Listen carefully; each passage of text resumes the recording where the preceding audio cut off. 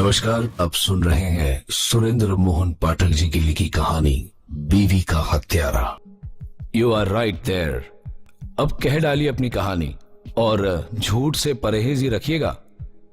झूठ चलने वाला नहीं है और सच बोलने का भी आपको दूसरा मौका कम से कम मैं तो नहीं देने वाला। मैं आपसे झूठ नहीं बोलूंगा। जानकर खुशी हुई। काश, टोकस व्यंग पूर्ण स्वर में बोला। यही भावना आपके मन में तब भी होती जब मैंने आपका पहली बार बयान लिया था। तब कोई वजह थी। वह धीरे से बोला। क्या वजह थी? पहले वजह ही बता दीजिए। मैं इस एडवर्टाइजिंग एजेंसी का मालिक नहीं, पार्टनर हूं। मालूम है, लेकिन यह मालूम नहीं होगा कि जिस शख्स का मैं पार्टनर हूं वो मेरा सगा चाचा है। तो मेरा चाचा पुराने जमाने का आदमी है और कुछ मामलों में बहुत सख्त मिजाज है। मिसाल के तौर पर वह यह बर्दाश्त नहीं कर सकता था कि उसके भतीजे का दफ्तर की किसी महिला कर्मचारी से कोई अफेयर हो। गरिमा उस रोज यहां से नौकरी छोड़कर मेरे पीछे पीछे गई थी। मैं सोमवार शाम को निशा के फ्लैट में था और गरिमा ऊपर से वहां आ गई थी। उसने वहां मुझे अपना मंगेतर बताया था। यह बात अगर मेरे चाचा को पता लगती तो वह बहुत लाल पीला होता। मैं उसका सगा भतीजा हूं, उसके दिवंगत भाई की एकलौती निशानी हूं। वह मुझे तो डांट फटकार कर ही तसल्ली कर लेता, लेकिन गरिमा को वह शर्तीय नौकरी से निकाल देता। मैं जानता हूं कि गरिमा को इस नौकरी की कितनी सख्त जरूरत है। उसकी भलाई की खातिर मैंने इस मामले में खामोश रहना ही मुनासिब समझा था। अब सच क्या है वह भी जरा तरतीब से, जरा तफसील से सुनाइए। उसने सुनाया। उसने कबूल किया कि वह निशा के फिराक में था। वे एक ही इमारत में रहते थे, इसीलिए वहां उनका आमना सामना होना तो स्वाभाविक था। उसे निशा बहुत पसंद आई थी और उस बात में कोई बुराई दिखाई नहीं दे रही थी कि वे एक कैबरे डांसर थी। मैंने उससे कोई शादी थोड़ी करनी थी। मैं तो उससे मौज लेने का रिश्ता स्थापित करने का ख्वाहिशमंद था। ऐसा ही रिश्ता आप गरिमा से भी स्थापित किए हुए थे, मैं बोला। उसे शादी का झांसा देकर? टोकस बोला। यह बात गलत है, वह विरोधपूर्ण स्वर में बोला। मैंने गरिमा से कभी नहीं कहा था कि मैं उससे शादी कर लूंगा, लेकिन वो तो आपसे यही उम्मीद कर रही थी। तभी तो उसने अपना सब कुछ आपके हवाले कर दिया। सब कुछ? वह गर्भवती है। अच्छा, मुझे नहीं मालूम था। अब आप यह कहेंगे कि उसने किसी और से मुंह काला किया होगा। नहीं कहूंगा। अगर वह गर्भवती है तो इसके लिए मैं ही जिम्मेदार हूं। आप उससे खिलवाड़ कर रहे होंगे मिस्टर भार्गव, टोकस बोला। लेकिन वह आपके प्रति बहुत गंभीर थी, इसीलिए उसने निशा को यह कहा था कि आप उसके होने वाले पति थे। और मैं बोला, जाहिर है कि इसलिए वह आपके पीछे पीछे निशा के फ्लैट पर पहुंच गई थी, निशा से आपकी हिफाजत करने के लिए। मेरी हिफाजत करने के लिए? जी हां, मुझे ऐसी किसी हिफाजत की जरूरत नहीं थी। वो तो समझती थी कि थी। वह खामोश रहा। बहरहाल, मैं बोला, हमें इस बात से कोई मतलब नहीं कि आपका गरिमा से या उस जैसी कितनी लड़कियों से कैसा रिश्ता है। आपकी जाती जिंदगी में दखल देने का हमारा कोई इरादा नहीं। हम सिर्फ ये जानना चाहते हैं कि सोमवार शाम को आप यहां से उठकर निशा के फ्लैट पर क्यों गए और वहां आपने क्या किया। सुनिए, मुझे कुछ दिन पहले ऐसा एहसास हुआ था कि निशा एकाएक मुझसे उखड़ने लगी थी। मेरी जिद करने पर उसने मुझे बताया कि किसी गरिमा नाम की लड़की ने उसे फोन किया था और कहा था कि मैं उसका होने वाला पति था, इसीलिए निशा उसका पीछा छोड़ दे। वह बोली कि वह आशिकी की ऐसी किसी फिल्म त्रिभुज का एक कोण नहीं बनना चाहती थी। मैं उसे समझाना चाहता था कि वह बात सच नहीं थी और गरिमा ने जो कुछ कहा था ईर्ष्या की भावना से प्रेरित होकर कहा था। निशा को यह समझाने की नीयत से मैं सोमवार शाम को उसके फ्लैट पर गया। बड़ी मुश्किल से तो वह मुझसे मिलने को तैयार हुई थी। मैं उसे डिनर पर इनवाइट करना चाहता था, लेकिन वो मानी नहीं थी। क्यों? क्योंकि बकौल उसके वह पहले ही किसी और का डिनर का निमंत्रण स्वीकार कर चुकी थी। उसने मुझे इतनी ही इजाजत दी थी कि डिनर टाइम से पहले मैं उसके फ्लैट पर उससे मिलने आ सकता था। आप 3 बजे यहां से गए थे? हाँ। सीधे निशा के फ्लैट पर? नहीं, पहले मैं रास्ते में एक जगह रुका था, फिर मैं अपने फ्लैट पर गया, वहां मैंने नहा धोकर कपड़े बदले थे और फिर मैं निशा के फ्लैट पर पहुंचा। उस वक्त क्या रहा होगा? घड़ी तो मैंने नहीं देखी थी। अगर मुझे पता होता कि बाद में पुलिस द्वारा ऐसा सवाल पूछे जाने वाले थे तो मैं जरूर देखता। अंदाजा ही बताइए। अंदाजा तो 5 के आसपास के वक्त का ही है। निशा फ्लैट में अकेली थी? हाँ, और उसकी पोशाक बता रही थी कि दरवाजा खोलने के लिए वह बेडरूम से उठकर आई थी। वैसे भी मुझे बाहर ड्राइंग रूम में बिठाने की जगह वह मुझे भीतर बेडरूम में अपने साथ ले गई। फिर मैंने अपनी सफाई देनी शुरू की, लेकिन निशा पर उसका कोई असर नहीं हुआ। गरिमा ने उसे कुछ ज्यादा ही विश्वास दिला दिया था कि मैं उसका होने वाला पति था। हर बार निशा ने यही कहा कि अब मुझे उससे मिलना जुलना बंद कर देना चाहिए। वह किसी झमेले में नहीं फंसना चाहती थी, इसलिए अब वह मेल मुलाकात बेमानी थी।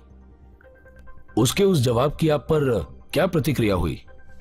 प्रतिक्रिया तो बुरी ही हुई। बहुत गुस्सा आया मुझे, बहुत तौहीन लगी मुझे अपनी। वह साफ साफ मुझे धुतकार रही थी। वो कोई चरित्रवान लड़की तो थी नहीं। फिर उसे इस बात से क्या एतराज होना चाहिए था कि मेरा किसी और लड़की से अफेयर था।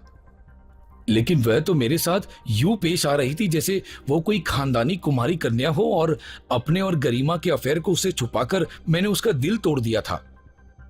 उसके कई मर्दों से संबंध थे। आपको कैसे मालूम? ये मालूम होना क्या बड़ी बात थी साहब। उसकी फ्लैट की सजधज पर ही एक निगाह डालने पर अंधे को भी मालूम हो सकता था कि वह क्या चीज थी।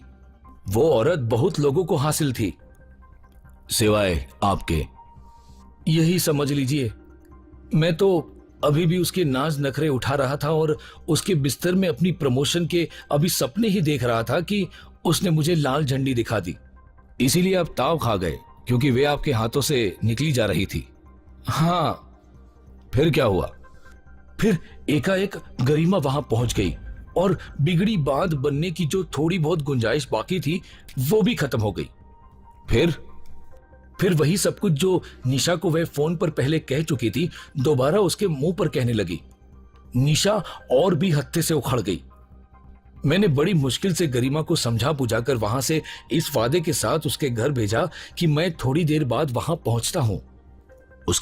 उसके बाद मैंने फिर निशा को समझाना बुझाना शुरू किया, लेकिन तब तक वह पूरी तरह से मुझसे विमुख हो चुकी थी और मुझसे भविष्य में कोई वास्ता नहीं रखने का पक्का फैसला कर चुकी थी। मेरे लाख समझाने का भी उस पर कोई असर नहीं हुआ। उल्टा उस औरत ने मेरी बहुत बेइज्जती की और उसी बेइज्जती से भड़क कर आपने उसके सिर में पत्थर का फूलदान दे मारा। हरगिज नहीं, आपने उसका खून नहीं किया, नहीं किया। आप उसे जीती जागती सही सलामत अपने पीछे छोड़कर वहां से विदा हुए थे। हाँ, गरिमा के वहां से जाने के बाद कितना अरसा आप वहां बैठे थे? यही कोई 10 मिनट। वहां से निकलकर आप कहां गए? जाना तो मुझे गरिमा के घर था, लेकिन मेरा मूड इतना खराब हो चुका था कि मैं सीधा जनपद पहुंचा और इंपीरियल के बार में जा बैठा। मिस्टर भार्गव, आप ऐन हत्या के वक्त निशा के साथ उसके फ्लैट में थे, अकेले थे, और वहां आप दोनों के बीच ऐसी तकरार भी हुई जिसकी वजह से आग बबूला होकर आप उस पर वार कर बैठ सकते थे। आप पढ़े लिखे समझदार आदमी हैं। इतना आपको भी महसूस होना चाहिए कि चाहे फिलहाल हम आपके खिलाफ कुछ साबित नहीं कर सकते, लेकिन सर्कमस्टेंशियल एविडेंस के बिना पर आप पर हत्या का संदेह किया जा सकता है। सरकार, किया जा सकता है, जरूर किया जा सकता है, और इसीलिए तो मैं फिक्र से अधमरा हुआ जा रहा हूं। लेकिन जनाब, अगर मैंने कत्ल ही करना होता तो गरिमा का करता जिसने कि मेरा काम बिगाड़ा था। जिस औरत की ख्वाहिश में दिन रात उसके साथ उसके कदमों में बिछा रहा था, उसे कत्ल करके मुझे क्या हासिल होता?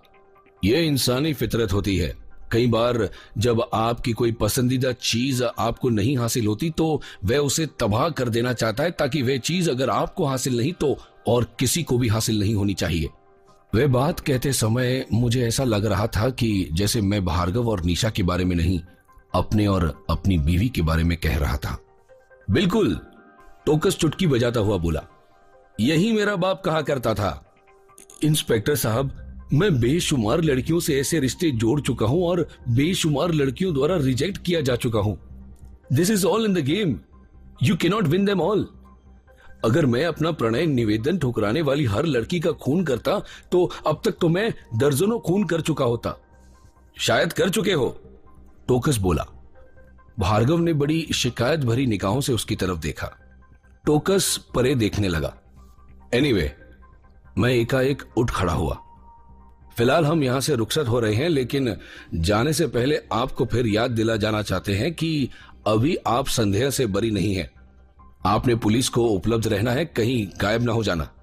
Flight is an evidence of the guilt, Tokas बोला। मेरा बाप कहा करता था। मैं गायब नहीं होने वाला, भार्गव बोला। गुड, मैं बोला। हेडक्वार्टर में मैं एएसपी के सामने पेश हुआ। मैंने उसे भार्गव के बारे में बताया। वह लड़का हत्यारा हो सकता है। सारी बात सुन चुकने के बाद एएसपी गंभीरता से बोला, उस पर मनोवैज्ञानिक दबाव डालो, उसे यहां तलब करो और अच्छी तरीके से ग्रिल करो। Yes sir. टोकस ऐसे कामों में होशियार है, तुम उसे भार्गव के पीछे डाल दो। बेहतर, लेकिन अभी उसे गिरफ्तार नहीं करना है। अभी उसे 3rd डिग्री का एक डोज देकर रिहा कर दो और फिर देखो कि वो किस करवट बदलता है। ठीक है। मैं एक क्षण ठिठका और फिर बोला, साहब, शाम को रामकुमार अग्रवाल यहां आने वाला था। शाम तो हो गई और वह यहां आया था। एएसपी मेरी बात काटता हुआ बोला, और मेरा उससे बहुत विस्तृत वार्तालाप भी हुआ। ओह, मैं तनिक मायूस होकर बोला। मैं उम्मीद कर रहा था कि अग्रवाल से वार्तालाप मेरी मौजूदगी में होगा, लेकिन ऐसा नहीं हुआ। अग्रवाल वहां आकर जा भी चुका था। इसी बात से यह साबित होता था कि वे एएसपी को कोई पुड़िया देने में कामयाब हो गया था। बड़ा आदमी जो ठहरा। क्या बताया उसने? प्रत्यक्षतः मैं उत्सुक भाव से बोला। उसने कबूल किया कि मकतूला से उसके नाजायज ताल्लुकात थे। उसने यह भी कबूल किया कि मकतूला उसे ब्लैकमेल कर रही थी। मैंने मन ही मन संतोष का अनुभव किया। आखिर मेरा तुक्का निशाने पर बैठा था। किस बिना पर? मैंने पूछा। किसी ने पता नहीं कैसे उसकी और निशा की बड़ी गंदी तस्वीरें खींच ली थी। एएसपी बोला, गंदी तस्वीरें? हां, ऐसी तस्वीरें जिनमें अग्रवाल और निशा संपूर्ण नग्न अवस्था में संभोगरत दिखाई गए हैं। ये देखो। उसने पोस्टकार्ड साइज की 2 तस्वीरें मेरे सामने उछाल दी। मैंने उन तस्वीरों को उठाकर उन पर निगाह डाली तो तुरंत मुझे उन नेगेटिव का ख्याल आया जो मैंने श्रीवास्तव के होटल के कमरे से बरामद किए थे, जिनमें से कुछ मेरे बटुए में मौजूद थे। मेरे हाथ में थमे 2 प्रिंट्स के पोज ही बता रहे थे कि वे शर्तीय उन्हीं नेगेटिवों की प्रिंट्स हैं। तस्वीरें देखकर मुझे इस बात से शर्म आने लगी कि मैं अपने एएसपी के सामने बैठा था। वे निशा और रामकुमार अग्रवाल की तस्वीर थी और बहुत ही गंदी तस्वीरें थीं। मैंने उन्हें जल्दी से उल्टी करके वापस एएसपी के सामने रख दिया। एएसपी ने उन्हें सहज भाव से उठाया और लापरवाही से वापस दराज में डाल दिया। यह सिर्फ नमूना है, वह बोला। तस्वीरें और भी होंगी, जरूर होंगी। 2 से क्या बनता है? ये 2 तस्वीरें अग्रवाल को ब्लैकमेल की धमकी के साथ डाक से हासिल हुई थी। वे इतना डरा था कि उसने फौरन वह रकम भिजवा दी थी जिसकी उससे मांग की गई थी। किसे? निशा को? नहीं, रकम उसने चेक द्वारा नई दिल्ली जीपीओ के एक पोस्ट बॉक्स नंबर को मेल कर दी थी। चेक पर उसने किसी का नाम तो लिखा होगा? मैं बोला। नहीं लिखा था। जिसे चेक हासिल हुआ होगा उसने खुद ही कोई नाम लिख लिया होगा। चेक बेरर था, इसीलिए सेल्फ लिखना भी चल सकता था। साहब, अग्रवाल में इतनी अक्ल तो होगी कि वह यह समझ सके कि जब इस काम में 2 जने शरीक है और ब्लैकमेल सिर्फ एक को किया जा रहा है तो दूसरे का ब्लैकमेलर से कोई रिश्ता होना चाहिए। तुम्हारा मतलब है इस बाबत उसे निशा से बात करनी चाहिए थी? जी हां, वो कहता है उसने बात की थी, लेकिन निशा ने यही कहा था कि उन तस्वीरों से ये ब्लैकमेलर से उसका कोई रिश्ता नहीं। उसने ये भी कहा था कि उसकी इज्जत की खातिर अग्रवाल को वे तस्वीरें और नेगेटिव ब्लैकमेलर से फौरन वापस हासिल कर लेनी चाहिए। ये तो ब्लैकमेल के लिए मुर्गा कल्टीवेट करने जैसा काम हो गया। अग्रवाल इतना अक्ल का अंधा तो लगता नहीं कि उसे ये बात समझ ना आई हो। इश्क में आदमी अक्ल का अंधा बन ही जाता है, जैसे पिछले 3 साल से अपनी बीवी के इश्क में मैं बना हुआ था। वैसे वह कहता है कि पिछले दिनों उसकी लड़की से वो मधुर संबंध स्थापित नहीं थे जो एक धनवान व्यक्ति के उसकी रखेल से होने चाहिए थे।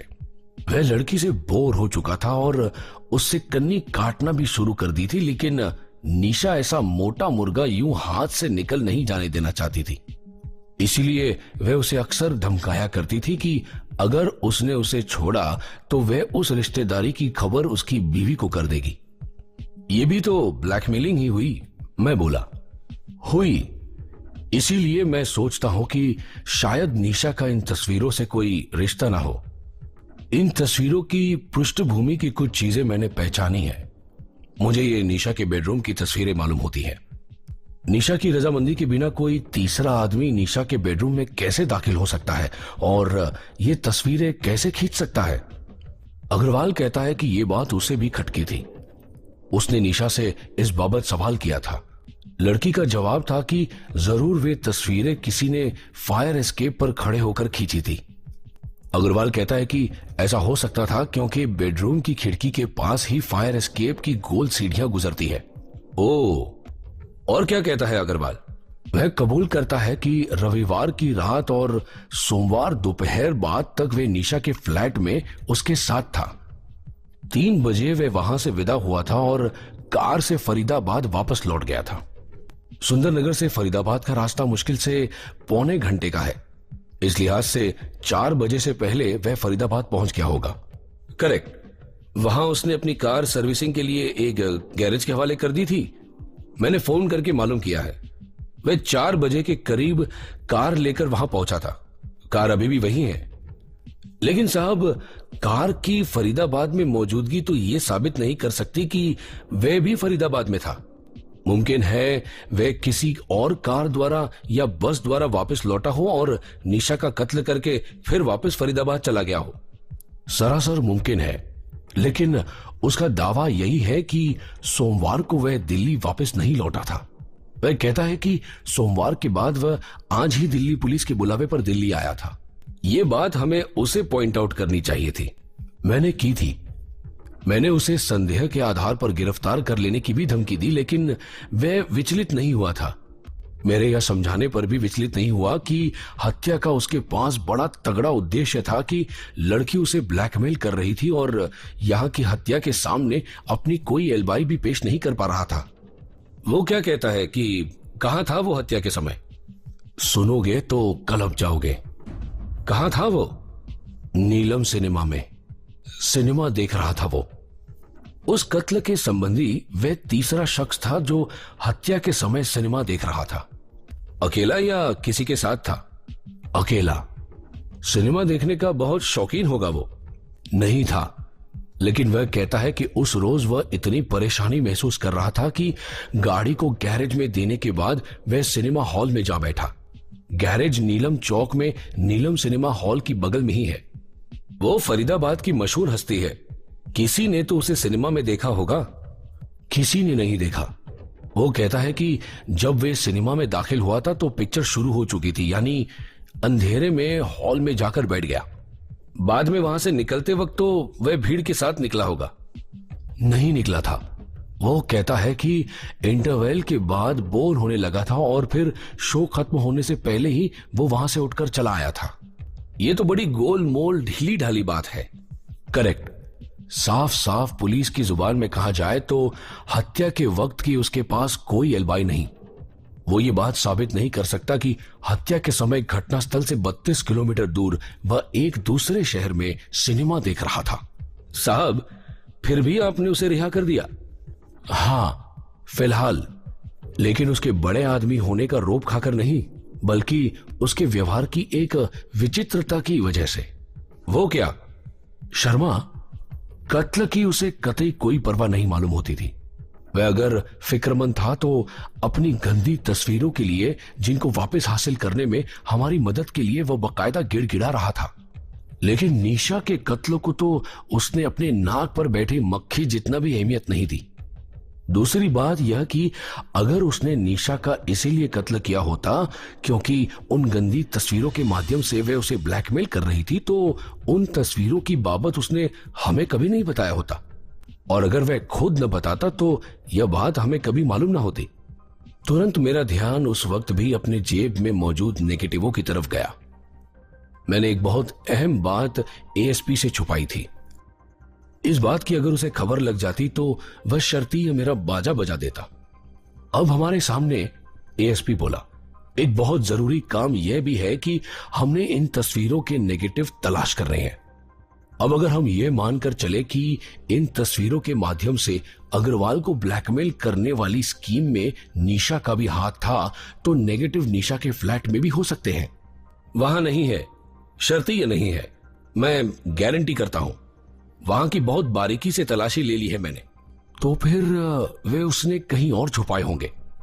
तो फिर ब्लैकमेलिंग में उसके पार्टनर के पास होंगे। पार्टनर? हाँ, वो शख्स जिसने की वे तस्वीरें खींची थी और जो बकौल तुम्हारे निशा की रजामंदी के बिना उसके बेडरूम में घुसा बैठा नहीं हो सकता था। पार्टनर? फौरन मेरा ध्यान श्रीवास्तव की तरफ गया। शर्मा, उन नेगेटिवों को इस केस के हल की कुंजी समझो।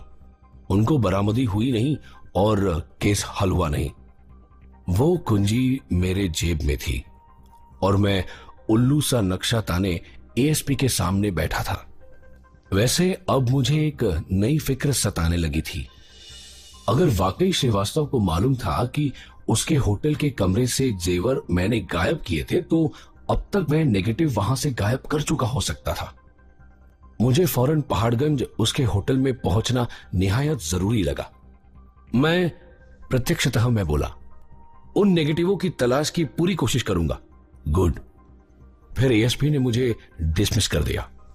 मैं गलियारे में से गुजर रहा था कि मुझे टोकस ने पुकारा। मैं ठिठका और घूमा। हाथ में एक चिट्ठी थामे वो मेरी तरफ बढ़ रहा था।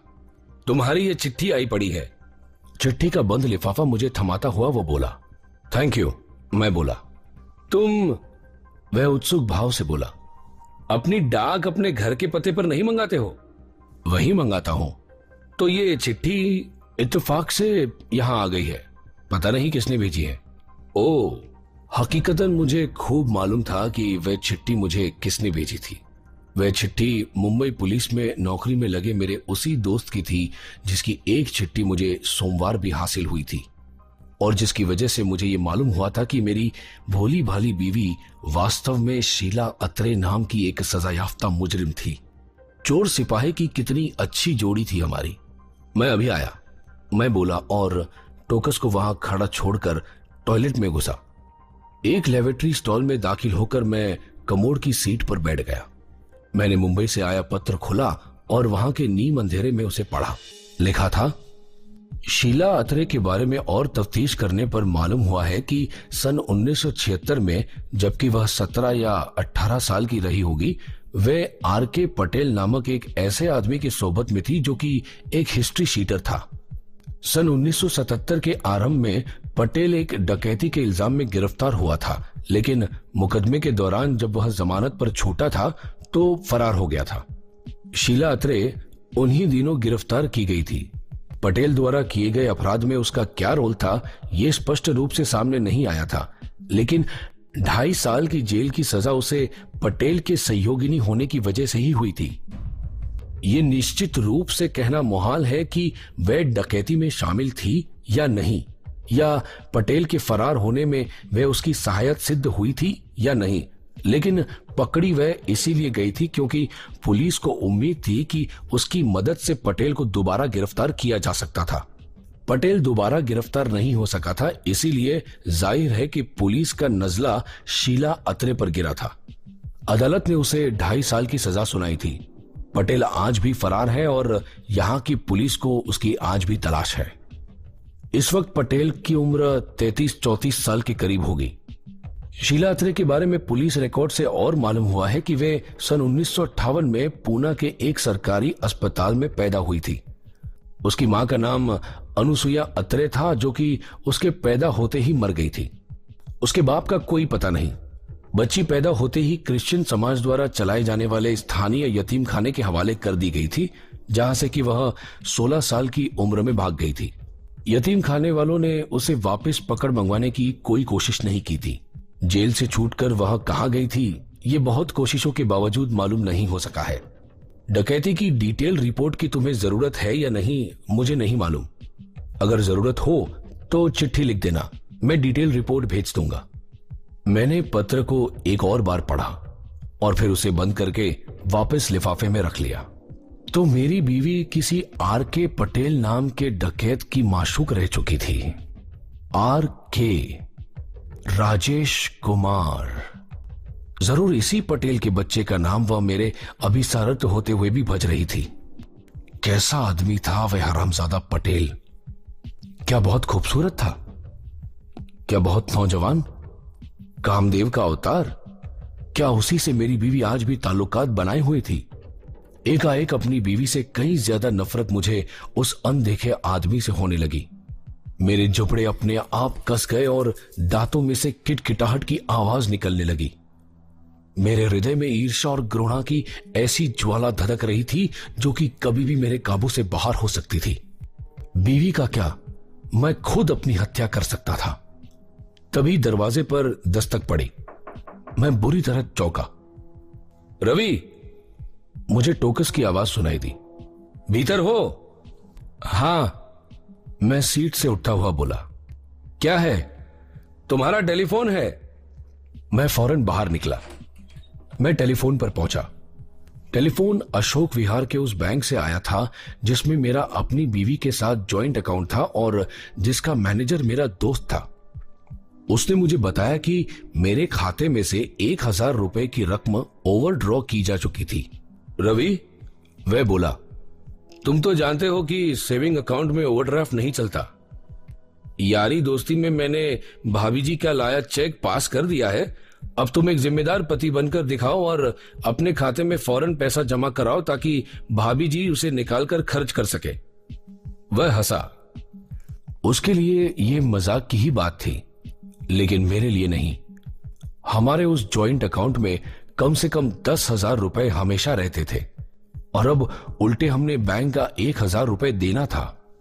मैं कल ही पैसे जमा करा दूंगा, मैं फोन पर बोला। वैसे कहो तो मैं आज ही अभी आकर। नहीं, कल ठीक है। मैंने रिसीवर को क्रेडल पर पटक दिया। उस टेलीफोन के कॉल ने मुझे इतना आंदोलित कर दिया कि मेरी कान पट्टियों में खून बजने लगा। क्या मांजरा था, कैसी खिलवाड़ चल रही थी मेरी जिंदगी के साथ। टोकस जो मेरे पीछे पीछे ही वहां तक पहुंचा था, बड़े गौर से मुझे देख रहा था।